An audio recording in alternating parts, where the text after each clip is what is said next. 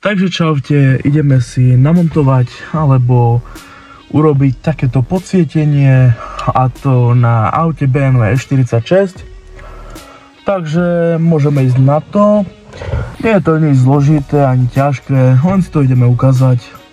Nájdeme koniec a tu, kde chceme, aby to začalo, tak tu to dáme. No a potom pokračujeme. Ono sa to nelepí, ono sa to iba zasúva. Takže zatiaľ to vyzerá takto, ale je to extrémna babráčka. Keď to robíte sami, je extrém. Ale rozmýšľam, že to dám asi tade, potom tade a až tam. Zatiaľ to vyzerá takto. Celkom dobre to je za tie peniaze. No takže zatiaľ to vyzerá. Dal som to tu tak, hej. A teraz to budem asi ťahať tam. A lenže je to mega bavračka.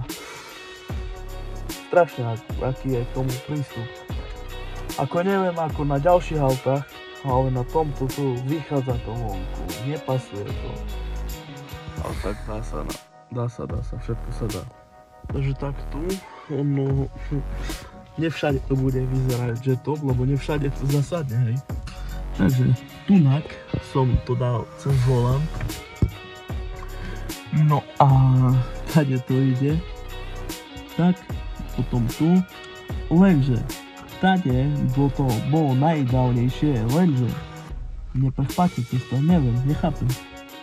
Ale skúsim to ešte raz a uvidíme. No a tu už je finálny výsledok, vyzerá to celkom dobre, slušne za tie peniaze. Je to srandička. Takže asi tak. Majte sa, čaute.